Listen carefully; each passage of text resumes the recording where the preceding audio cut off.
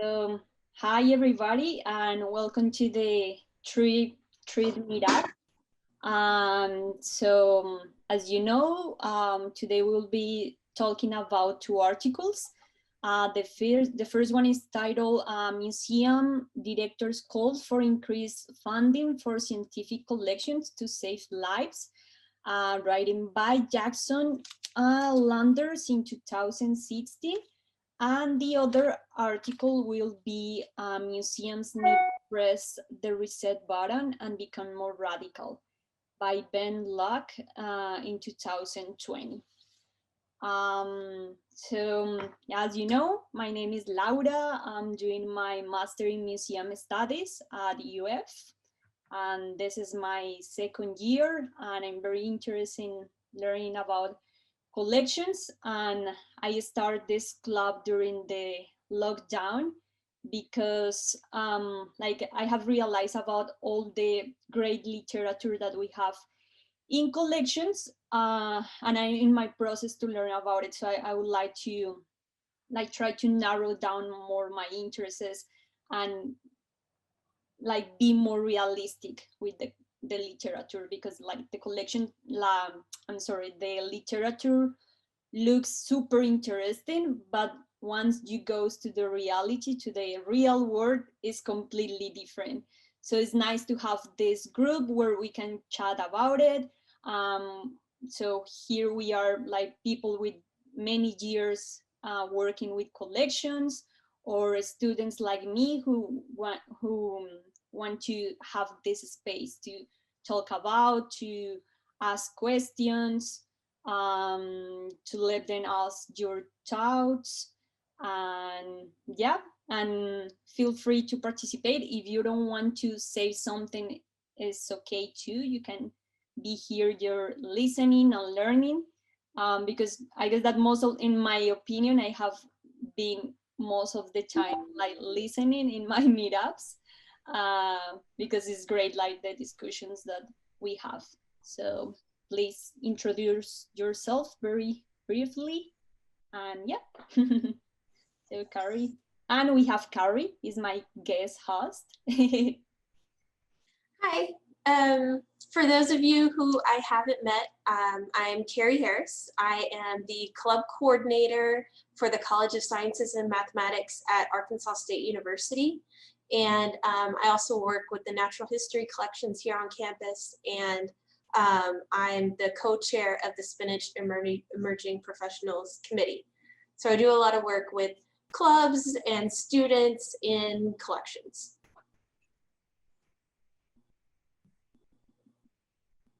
Next person. I'll go ahead. Hi, everybody. My name is Gabriel Samariva. I am a master's student at the University of Florida in the biology department. I work primarily in the ichthyology collections with Laura, and I'm, also passionate about collections. My perspective is more from the research, as in just someone who, isn't day-to-day managing the collections, but who definitely benefits from their presence. And so I'll pass it on to John. Hi there. My name's John Simmons. I know your name, Keri, from Spinach. I don't think we've ever met before, but I've been a member of Spinach almost since their founding. I am currently a museum consultant based in the middle of Pennsylvania. But before that, I was at University of Kansas for 26 years as collection manager in herpetology and director of their museum studies program. Before that, California Academy of Sciences. So got a long track record in collections. What I do now is I mainly work with museums on collection issues. And there's actually two people on my end today. Julianne Snyder is sitting across the desk from me listening in. And she is the managing director of the Earth and Mineral Sciences Museum and Art Gallery at Penn State, and an associate research professor in Earth and Mineral Sciences. Hmm? Yeah, you can pop over and say hi. And so that actually, I know I'm not making you up and that you're a real person. So. Hi, I'm real. Hi.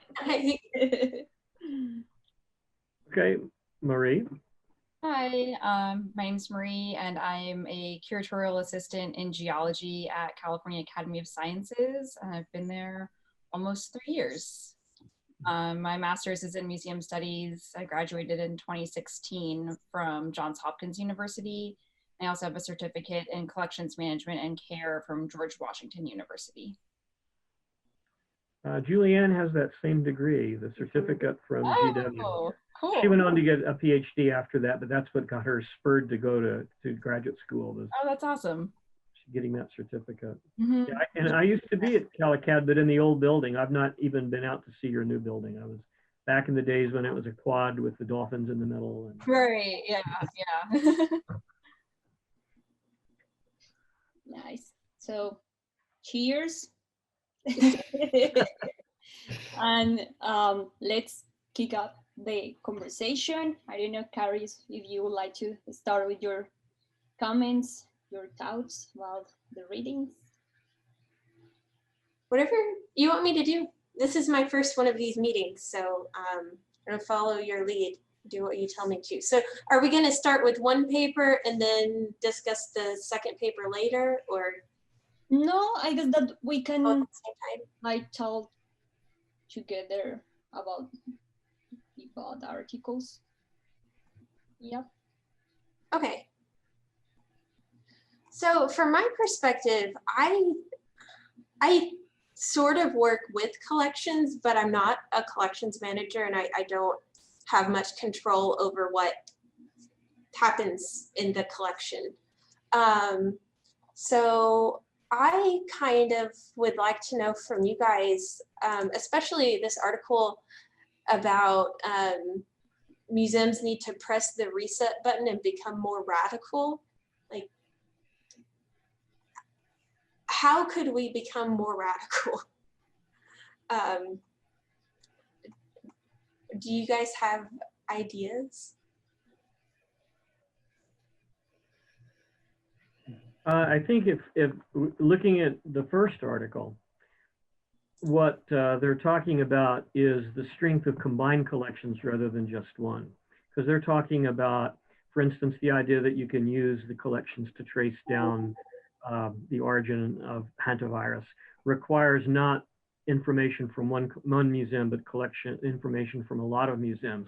And that's one thing that I think natural history museums have not done, is talked about themselves as part of a worldwide resource. And that is one way they can become more radical, is advocate more data sharing, and especially making data available, so that if you're a researcher and you're interested in doing something like hantavirus, you don't have to jump through a whole lot of hoops to get to the data, that you can find it easier. Now, there are some websites like the Web of Life and some of these that make it a lot easier to do that, but those museums, those sites still present pretty basic data. They don't present the full kind of data you would need to do that kind of study. So I think that's one radical thing, is quit being islands and think of ourselves as an interconnected community.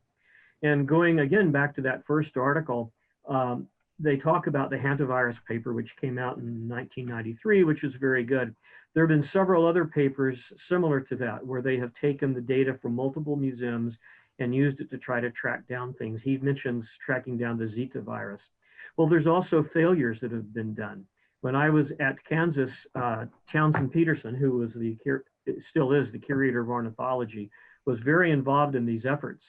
And that is about the time that Ebola broke out. And so Town had worked on the hantavirus group. And so he had the idea that we should try the same thing with Ebola virus to see if we could identify the carrier of the virus. And what he found very quickly was we can't do it because there aren't enough collections in museums worldwide from Central Congo. We just do not have the specimens. So there's a problem to be corrected, which is we're not collecting evenly around the world. We really need those collections in order to do that kind of thing. And again, that goes back to being more radical, working together to target where museums go out and look for specimens, and certainly involving people in the countries that we work in. So if I could be a little personal here, my first experience in the field was in 1971. I went off to live in the Amazon for a year and do field work. And I was in the Amazon of Ecuador. And at that time, there were very few museum collections in the country at all. And they were very poorly maintained, and the person that had the highest level of education had a master's degree, and it looked pretty pathetic. And we did not do much to interact with the people that were there. And as the years went by, I continued to work in Latin America. And what I saw was people getting concerned about the collections, people leaving the country and going to Europe or to North America to get PhDs, coming back home, raising their own PhD students. And then with the internet, suddenly the biggest problem, which was information accessibility, was solved. And we have seen a radical transformation in science in Latin America over the last 20 or 30 years. And so I still work in Latin America. I teach every other year in Colombia, but now when I go down, I find colleagues with PhDs, either from Colombia or from other countries, working together, maintaining their collections at the same level as anyone else in the world does, and working as part of a universal group of scientists that are all pretty much working on the same level, which to me is a very radical change. It's a change I did not see coming, and I never would have predicted, because you still have terrible economic inequalities between Europe and Europe and the United States and what people are paid in Latin America, but you have this phenomenal amount of science being done. And I think we are on our way to being more radical in that sense, but we could do a lot more to link up with our colleagues. If you go look at the big databases that compile data from collections, you'll find huge gaps in where those collections are. And they are in Asia to some degree, Africa to a very high degree, and then not very many Latin American collections are connected up, but they should be. They have data, they have good specimens, they have scientists perfectly capable and working at a world level. So that to me is another radical step. We should quit thinking of we go in the field and collect things and bring them back to our institution and we're done. We should be thinking in terms of we're working for a global enterprise of connected museums. So that's my little soapbox for it. I think that's wonderful. Something I've noticed is that at least here at Arkansas State, a lot of the classes used to have the students make collections, and now they've moved away from that. So we're making new collections in botany and in entomology, but nothing else. Yeah, that's a huge problem. We are not training people to make collections, and we're also not telling people that work in collections is intellectually rewarding. We're not telling people that you can be a collections manager and have a terrific, exciting, interesting career. But that is a big problem. And I've actually written a book on collecting, on its herpetological collecting and collections management. And it's the only thing out there to tell people how to go out and prepare scientific specimens. There is no modern equivalent for fishes, for birds, for mammals, for any of the other ologies. It's just that one. And it's not that big a thing to do, but it's enormously helpful if you have not collected before. But yeah, we're not training people to go out in the field and make collections. We're not explaining what the importance of those collections is in the long term.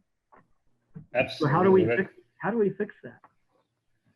That's a great point. So in the ichthyology collections here at UF, historically, we've been primarily focused on Florida freshwater fishes, and then we acquired the University of Miami's huge marine collection, several decades ago.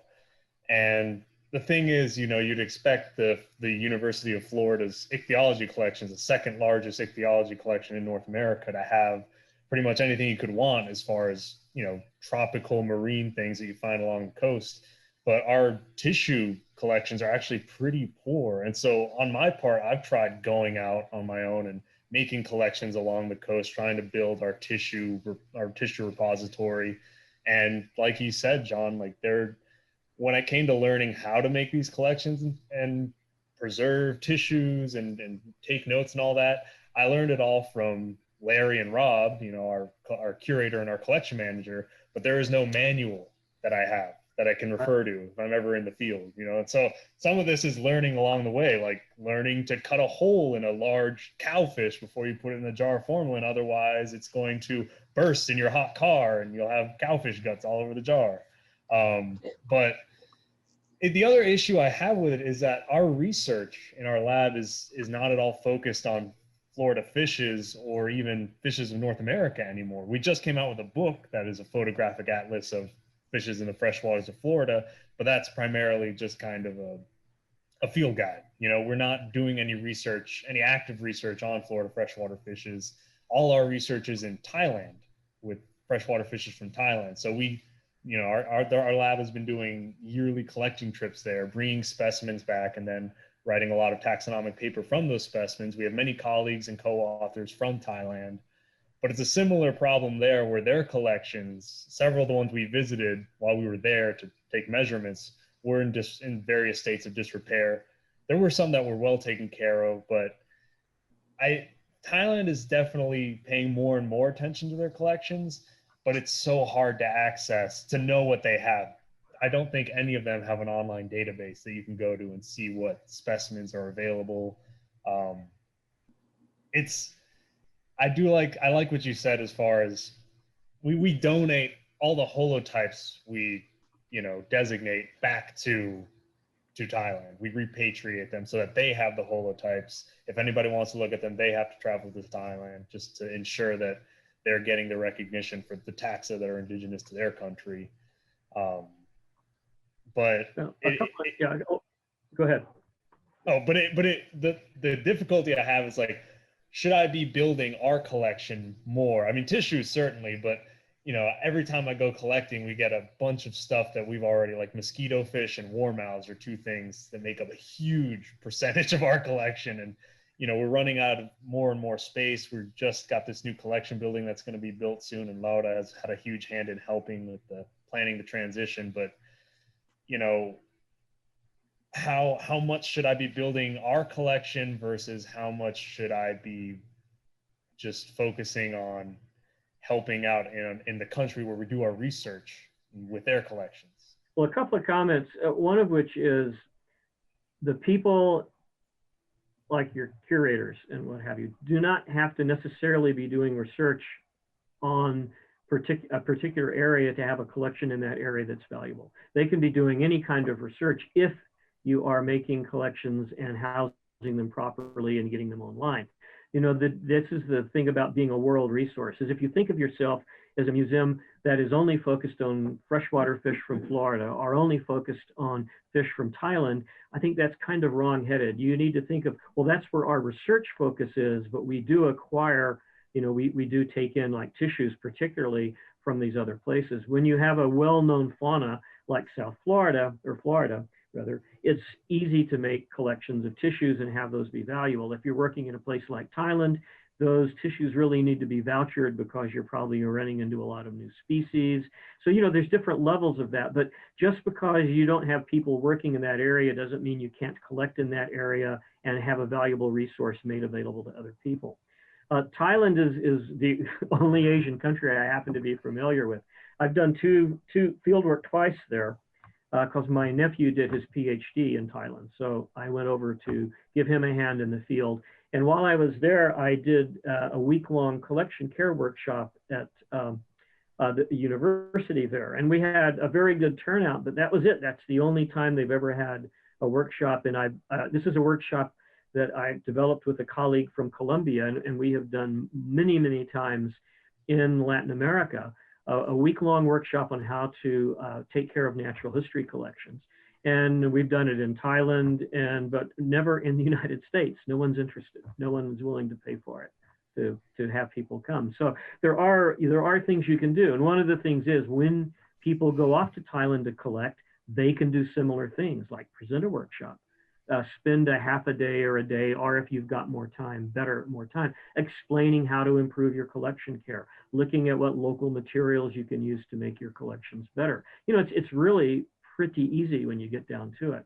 I had the opportunity in Colombia. We started our workshops in Colombia because my colleague, Janet Munoz, who's at the National University in Bogota, is from Colombia. So we started there doing workshops at the Humboldt Institute. And a few years later, I was hired by the Institute to go visit a bunch of collections in Colombia because I was an outsider and it was a little bit political. If you have a natural history collection in Columbia, you're required to be registered with the national government. But if someone had shown up from Humboldt, there would have been a little rivalry between institutions. So by hiring an outsider to come in and talk to people, it made it a lot easier to do. And I did not expect it, but I ran into all sorts of people that had been in the workshops we had done. And they would all say, oh, I'm so glad you're here. Look, here is what we did after you and Jeanette told us what to do. Here's the improvements we made. So I saw, you know, this is amazing. And what, you know, because you always wonder, do people really listen? And sure enough, things had been implemented and collections had been improved. So this is a solvable problem. But in all the years, and I started doing this in the workshops in 1997, I have never found funding for them, ever. Every one we have done is because somebody at some university, typically in Latin America, scrounged up the funds to pay for plane fare and brought me in and we did the workshop. But that's kind of sad. And that's one of the problems with articles such as this one that we were reading today, is there's no mention in there about funding. There's no talk in there about where do you get funding for just your basic day-to-day collections care. You know, if you want to digitize a collection, there's money everywhere, but digitization doesn't take care of your specimens. But if you want to catalog everything and get it up to date and get good storage furniture and do all of those basic steps, there's no one that's going to pay for that. And that's a big problem. So another radical thing is international sources of funding for collections care and collections building. Why not? Yeah, for example, this year I began my project in the ichthyology collection, and I'm the only one there with a background in museum studies.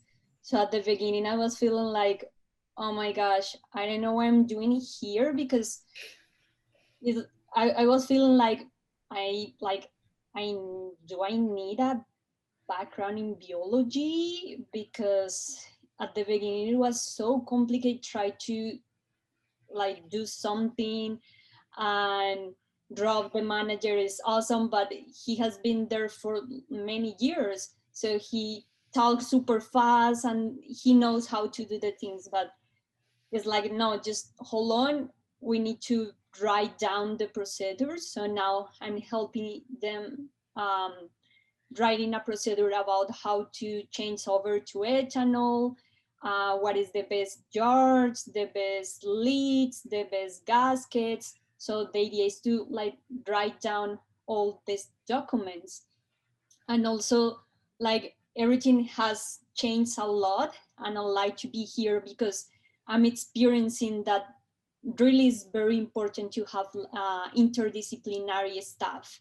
Even if you don't have like this background in biology, is like, okay, I don't need it, because like all the researchers are using the collection, but who is taking care and managing the collection? Because like I feel that the curator and the manager have many things to do, but the manager also has to care and manage this collection. So, and also like in my collection management class, I'm learning all the theory, and I was like, okay, but how I'm gonna apply the, for example, like about like something very specific about collections management. And if you ask to someone else, it's like, I don't know, because I feel like most of them has been like doing research. But yeah, like we need more people training in collections and how to care about how to care the collections. So, and I feel that it might be from the new generations, like working with the biology department or with the specific type of collection. Yeah, so, and also maybe other things that we can make the collection more radical is like doing outreach, like as we were talking, like training and doing professional development. So, and also like change those old established practices, like transform the conversations. So how we can change like the old tradition practices and how and like this interaction, like when we integrate the knowledge, like museum studies and the people who know about fishes. So yeah, Yeah, so I agree. Something that I've noticed is that a lot of our curators, at least at places like Arkansas State, we're not a super large university. We don't have large collections and we don't have separate collection managers. We have the faculty who got hired to do research in ichthyology or something, and they inherited a collection along with it. And so hopefully they've had training in their undergrad or graduate program somewhere where they learned how to maintain a collection, because they certainly don't have collections backgrounds specifically. And when they're hired, it's like, it's the job description sometimes says, oh, it would be nice if you could also manage a collection. But that's not like the emphasis. So I am concerned with like the current generation of students coming through these classes and not getting a lot of collections management training. So maybe we could start from kind of the bottom up and put some more collections management ideas back in some of our courses. And that's kind of what our collections clubs do too. We encourage students to get involved with collections, and so they learn about collections management through experiences while they're in undergrad.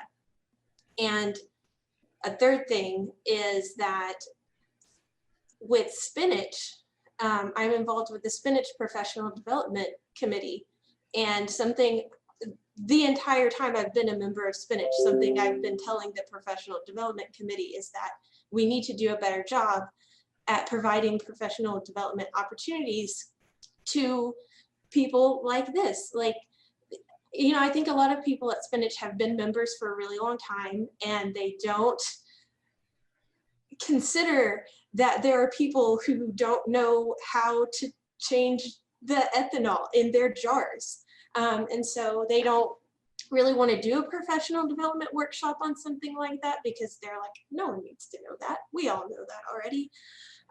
And so what we've been working on from the Emerging Professionals Committee, kind of encouraging through the Professional Development Committee, is that we need to start creating more of these opportunities, even virtually, for people to just join in and let us know what they need help with, and provide experts who can come in and show them what to do. I guess my thought about this is maybe more basic, and just that what does radical mean? Because I feel like the word radical is going to mean something different to each person. Like when I think of making museums more radical, and specifically science museums, I think more about anti-racism and diversifying our staff and anti-racist training, rather than the collection and how to radicalize and diversify the collection and field work. And I think that is kind of going along the lines of training and students. Speaking from my personal experience, the way I got my job was not only through school, which is inherently very expensive, so that's already exclusionary, is I volunteered and I interned, and it's who can afford to do that? I was in school and volunteering and interning because I honestly, I had parental support, and not everyone has that. So how do you give those volunteer and internship opportunities, where you're not getting paid? And we all know students need to get paid to survive and live. So how do you provide those opportunities to students who need an income? Those are really good points. The diversity issue particularly is big in museums right now. the American Alliance of Museums is devoting a lot of their resources to trying to figure out the problem, but not getting terribly far very fast. And that's not a criticism of them, because they are trying. It's a statement. And the museum field is one of the least diverse fields I know of. There are very few people of color in the field. And I think you've hit on a lot of the key reasons. Volunteering for internships is an old tradition in museums, and that probably intentionally excludes certain elements of the population that were not wanted in the past. And one thing that we can do, and for instance, I'm on the board of ARCS, which is the Association of Registrars and Collection Specialists, and we have issued a statement calling for paid internships. And we differentiate when we list an internship on our website, whether it's paid or not. Some organizations have gone so far as to say they will not list unpaid internships because that excludes people. We haven't done that because some small museums cannot afford to pay interns. Right. And so we accept the fact that unpaid internships can be a benefit sometimes, but our emphasis is on getting people to pay interns a living wage. And I think that's an important thing to do. But I think the problem, especially in the sciences, is that at what point do we start trying to attract people to the field? And if you're in high school, are you aware of what jobs there are in museums? Right. Yeah. I mean, probably not. So I have a friend that went through about 15 years worth of movies and murder mysteries, looking at the roles of museums in popular culture. And she did this as a joke, but it had a serious thing too. And what she discovered looking at the movies and murder mysteries, that she looked only at things that involved murders, was that there are only 3 kinds of people that work in museums: directors, curators, and security guards. And that's it.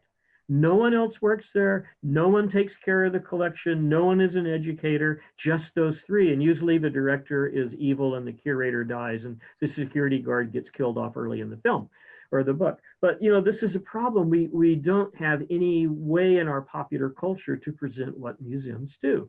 And think what for instance, a situation comedy set in a museum might do. It might make people aware of that. And I think part of that goes back to outreach, which a couple of you have talked about.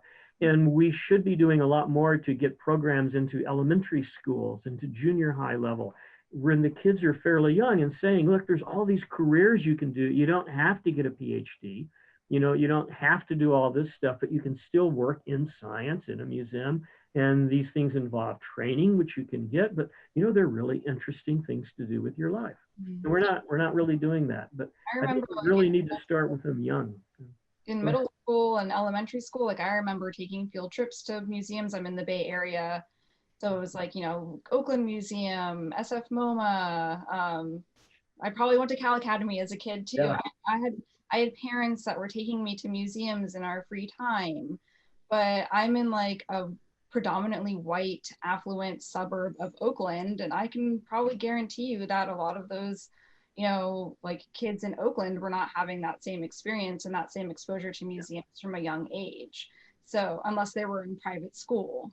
So like, how do you start changing that from a younger age? And then I also put into the chat a statement that our research division at Cal Academy has written recently with our commitment to our various commitments to anti-racism and the trainings that we're going to start providing institutionally. Absolutely. No, so here at the Florida Museum, we've had a similar initiatives being put forward by some really wonderful people here. So I'm actually at 5 o'clock, I'm going to be participating in one of our AIF Academics for Black Survival meetings. We had this training over the summer put together by some of our very own race scholars here at UF. And I didn't participate in the one over the summer, but the people who did are now leading this second round of training. And it's incredibly eye-opening. We're reading a book by, her last name is Saeed. I can't remember her first name though, Layla Saeed. And it's fantastic. I mean, really eye-opening, confronting your internal biases and things like that. And it's really gotten me thinking about, the Florida Museum's role. We do a lot of outreach in our own community here in Gainesville, which is super important because, the east side of Gainesville is lower income, primarily Black, and we don't see many of those kids coming to UF, which is really unfortunate. But coming from South Florida, I live in Broward County, which is just about an hour north of Miami. When I think of where there's really a dearth of this kind of, you know, understanding of what a museum does and how it works, South Florida, growing up there, I didn't even know how research operated until I came to UF. I'd always been interested in natural history, but there was no outlet for me growing up. And it wasn't until I met the professors here at the university that I really took off with my career. And so there are some museums in Miami. Specifically, I'm thinking of the Frost Science Museum that recently opened up. It has a big aquarium there that's really wonderful, but the exhibits aren't, it's not a collections-based museum. These are exhibits-based museums. They don't have any kind of active research going on. And so there was also a science museum older in Fort Lauderdale called this Museum of Discovery and Science. It's a children's museum that is not collections-based. So growing up, my idea of a museum was just a place you go and they have animals, almost like a zoo. You know, they have some fun interactive exhibits and stuff like that, but nothing like the Florida Museum, where you come here and we have not only exhibits that you can interact with, but also sections that are devoted to the research that goes on here and what we're actually learning about the natural world. And so to the purpose of opening up the world of museums and curating, I've been considering kind of doing kind of like a little traveling outreach wagon almost down to South Florida and going to some of the high schools, like the high school I went to, where there's nothing like that. You know, there is no kind of interface with researchers at a natural history institution. So it's an exciting time, I think. And I definitely, when we talk about being more radical, I hope that's kind of what we're hoping to see, what will happen, what more people will do. Yeah, I think that with the pandemic, we have been realizing about all the things that we should change in our field. And yeah, and I see like the outreach super important, because it's the way how we can show to the new generation about this things that we do in collections, and that collections really exist, and also like make more aware to the people of those millions of specimens that we have, and also how we can contribute to the future. So especially about like this first article about how to make a better relation with with public health offices. So yeah, I consider super important the reach, and also like being able to have like interdisciplinary staff in this outreach activities is very important, because like people can be more aware about, yeah, we have scientifics here, but we have also like these disciplines, and you can be part of this. Or also we have for example, now we are doing an activity for a book for underrepresented communities in Gainesville, and the book is called Girls Do Science. So I'm gonna be participating, doing an activity, and the children going to learn how ichthyology collection preserve the specimens in alcohol. So we plan this activity, and it's very interesting, like doing this activity with an ichthyologist professional, but at the same from my perspective. So which is very interesting, because like I can give my opinion about fishes, but from my yeah, like my point of view. Yeah. What age group will you be working with? The activity will be for families.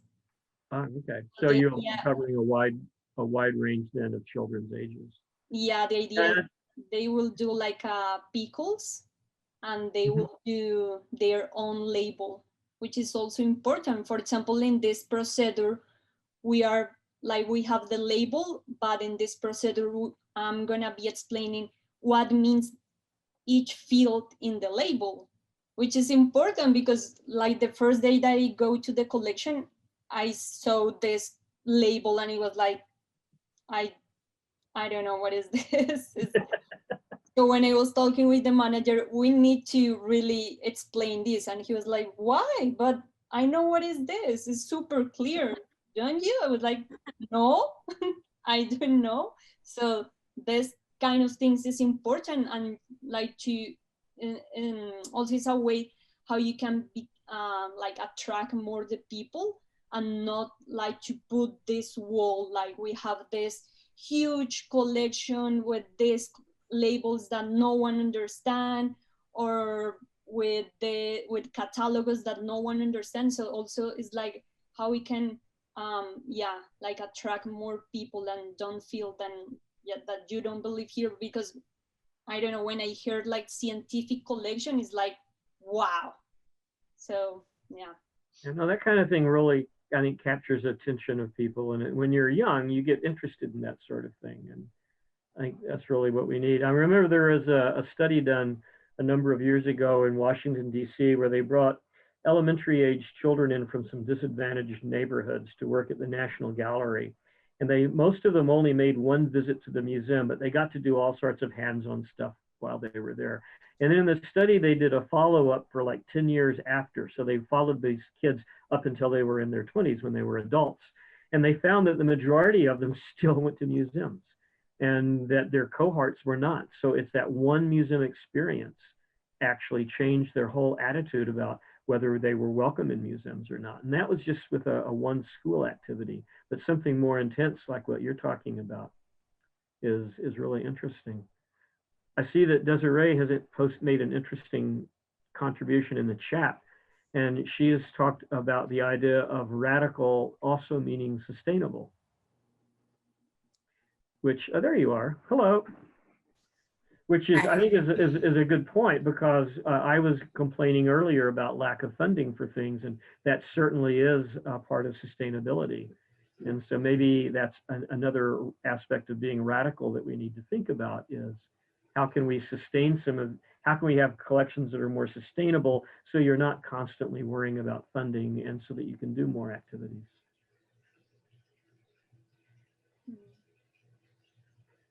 Yes, and I also linked to the course that I'm in. Apologies for missing all the introductions. I don't know how many of you are enrolled right now, but there's some great lessons on there if you have free time to watch some of the videos. You know, this week we're discussing contemporary ideas, so health and well-being in museums, and you know, how we can use collections to share exploring cuisines and local plants, and you know, going on the landscape and pulling back to those museum collections and how they reflect to our current setting now. And then also the decolonialization that's being pushed through museums right now, and then climate change and sustainability as well. So it's been a great course, and it's all virtual. So, you know, obviously in our COVID world, everything's virtual now, but how can we connect students? And we just have to put more things online, you know, and do those outreach components you had all mentioned. But great discussion. Thanks, everyone. I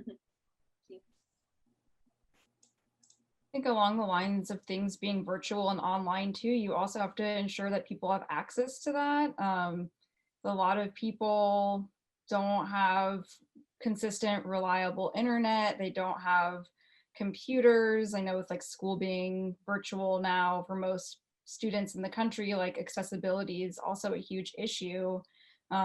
Maybe everyone in the family is sharing one computer and 3 kids are in school. So how do you manage that? So I think we also need to think about, yeah, just accessibility to all these virtual offerings too. Normally we would utilize libraries to connect people, but with things closed off, how do we do that? Do we apply for grants to get more Wi-Fi boxes to Right. share with, community members. I don't know with schools how many schools are actually trying to share that wealth of the Wi-Fi, but being in some places you can't access them in buildings if you're in a cement building. Mm-hmm. An obstacle we all have to hurdle. Yeah, and I don't know if that's something like the museum community, if that's our responsibility to solve, but it's just something that, I've been thinking about, like, especially with the academy having so many like virtual programs now. It's like, okay, that's great, that's wonderful, but like, Google and Apple are here in our backyard. Like, maybe you should, like, is it our responsibility to go to them and say, like, hey, are you guys, giving students Chromebooks and they're helping to provide internet that's reliable? Like, I don't know if that's our responsibility. It's just something that I've thought about a lot. It's probably not so much our responsibility, but it's something we can add pressure and support Sure. to have happen. And museums can't do everything, but Right. But on the other hand, if you were making your programs available for free and offering them only to places that provided them with, for instance, in combination with low-cost Wi-Fi access, mm-hmm. or something like that, there are ways to pressure in a positive sense, Mm-hmm. to pressure to get what you need. And yeah, I think that access is a huge problem, not just computers, but just getting Wi-Fi. I live in rural Pennsylvania, where I happen to live in a town where fortunately we have Wi-Fi available, but it's not inexpensive. But we get it through the cable company. But if you go just through 2 or 3 miles out of town, you're having to pay through satellite. In rural Pennsylvania, trust me, people do not have the money to pay for satellite Wi-Fi access. So that's a whole population that's getting left out. And I think it's very similar to inner cities and economically depressed areas. When you line up your expenses, Wi-Fi is probably not high on your list. Housing, food, clothing your children, those things are, going to come first. And so what can we do to make Wi-Fi more available? Maybe museums should look at trying to be Wi-Fi hotspots and use some of their lobby area or parking lot to allow people to access the internet that way. And in return, your museum could have its programs available through those connections to make them more available to people. I don't know, there's bound to be ways to do it, to at least help solve the problem. I think another place you can apply pressure is at the state level. Like I don't know if they're still doing it, but in the spring, when all of our schools were online, the governor made some kind of deal with internet companies so that all students had access to internet. Supposedly, I don't know how it worked because my kid wasn't in need of that. But there was talk about how to get free Wi-Fi if you needed it, and that kind of thing can happen at the state level too. So, and a lot of schools are sending out Chromebooks and stuff like that from the school level. Well, back in the 40s, when electricity was available in the cities but not in the rural areas, I think it was in the 40s, rural electrification, or was that in the 30s? I think it was the 40s. The 30s. The federal government went on a rural electrification project. And what they did was they cut deals with the electric companies saying, yeah, we'll give you the right to run your electrical lines down the street, but in return, you have to run lines out to the rural areas. And in those days, that was pretty expensive. That's copper wire going out on the lines. And what they did was they forced the electric companies, and then later they forced the telephone companies to provide the same service for rural populations as for urban at the same price. And it cost the companies more to provide it in the rural areas, but because of the population size, they didn't lose any money because they still gained customers, and most of the city customers were paying. But we've never tried Wi-Fi-ification of the United States.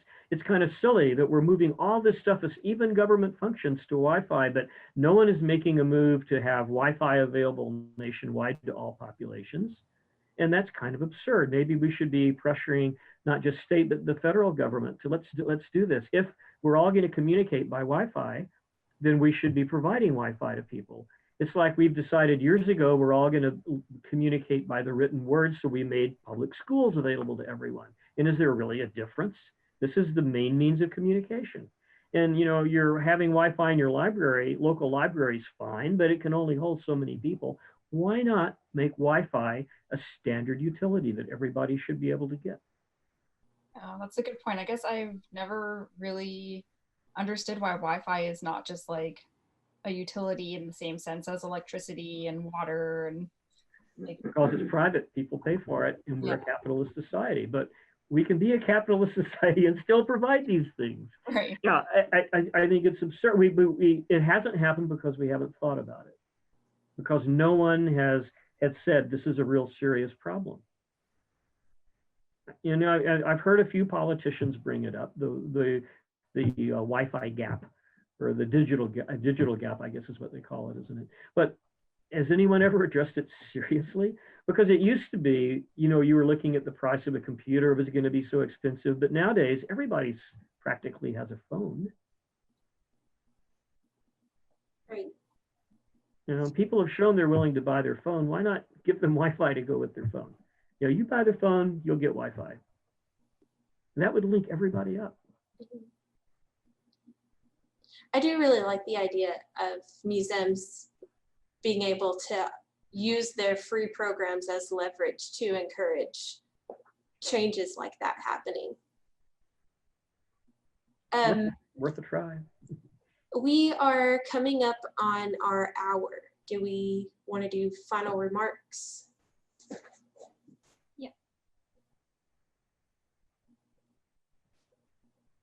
So I've really enjoyed this. This was my first meeting and I'm excited. I hope that there are more because I'll certainly join in from now on. It's been really great. It's been great to meet you guys. Yeah, thank you so much for being here and at least have this space where we can talk about collections, about our worriness, about all these new change that also I feel that the pandemic has brought. So yeah, so thank you, and I don't know if someone else wants to say Well, thank you, Laura, for arranging this, and to Keri for co-hosting today. And I hope it's really nice to meet the rest of you. And Desiree, I believe we've met before in a class, haven't we? Online, but not in person. So I hope everybody else will participate in the future ones too. This is what, the third one, Laura, that you've done? And they've all been really interesting. And so I tell your friends to join in, and because, you know, I think this is the level at which this conversation on these topics needs to get started, and then it needs to spread, and particularly among those of you who are younger professionals. You know, this is your great opportunity to make a change in the world, to leave things different than when you came in. Yeah, and I think that's, you know, because I'm getting near the end of my career, and I tend to, you know, have that old guy thing of looking back. But when I look back and I see when I started as a collections manager back in the 70s, what has happened to the field, we made a lot of changes for the better. We didn't get everything done we wanted to, but, you know, you see that you can actually do that. A small group of dedicated people can make those changes. And so, you know, my generation had its shot. We did what we could, but it's now up to you guys, the younger generation, to do things. But you know, it doesn't take that many of you, and you can do it.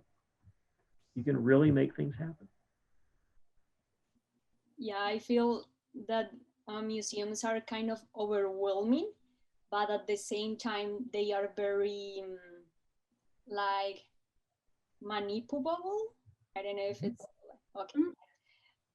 Like you can make a change, so you can like try to bring the people together and make change. For example, John is one of my mentors, and we have been discussing a lot from many things. And it's like, John, I don't understand this and this. I don't know. I don't know if I can do this, but it's like all the time John giving me the support. And yeah, for example, having this kind of space is great because we can discuss, and I feel that I can have more clarity about the knowledge that I have been learning, but also how we can bring up this to the reality and share our thoughts about it. Someone else would like to say something? Yeah, this was fantastic. Thank you, Laura and Keri, so much. It's really nice to talk to people in very different parts of the country. I feel like I'm in an echo chamber sometimes here because we're all Floridians, and we all well, Laura isn't, but anyways, this was great. I definitely have some new perspectives now. Yeah, I definitely agree. This was really fun and engaging, and thank you for hosting and putting it together. Definitely try to make the next one too, because I think, yeah, these are always just so informative, and like you say, like it's good to kind of get outside of your echo chamber and get different perspectives from across the country, because it's so easy, even within the academy, like I don't know what other collecting departments are doing, it's so easy just to be siloed within your own institution. So having a broader perspective is always really helpful. Mhm. Yeah. All right, guys, I gotta get off, but it's great meeting you all. All right. Have a good rest of the week. Bye. Thank you, Keri. See you again, Thank Keri. you. Bye. Bye bye.